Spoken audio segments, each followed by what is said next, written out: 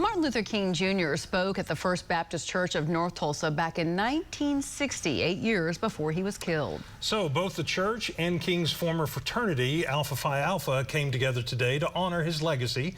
News on 6's Caitlin Deggs explains why they say it's important to keep Dr. King's memory alive. I talked to one woman who was only 12 when MLK spoke here. But she says it wasn't until later in her life she realized she was part of an amazing piece of history. Carol Singleton didn't initially want to go to church the day Dr. Martin Luther King Jr. was speaking back in July of 1960. But her mom made both her and her sister go. She brought us here. We sat up in the balcony. There were so many people here, you couldn't believe it. But to actually remember what he said, I don't remember what he said, but it must have been great because the people clapped and they cheered. Fast forward to 2023, she says she's thankful her mom knew it was important enough for her to go, even if she didn't understand why at the time. She knew it was important to have her kids here, and so my sister and I sat up in the balcony with her.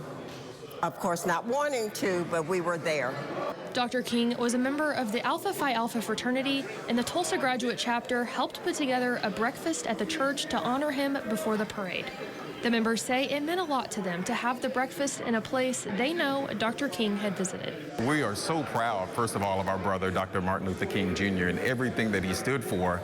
And it's so fitting that we're celebrating this breakfast and giving this breakfast this morning in the very sanctuary where Dr. Martin Luther King visited, and he talked and he spoke right here in this building. Carol says if she could tell Dr. King anything, she would tell him she's grateful for the work he did and the sacrifices he made.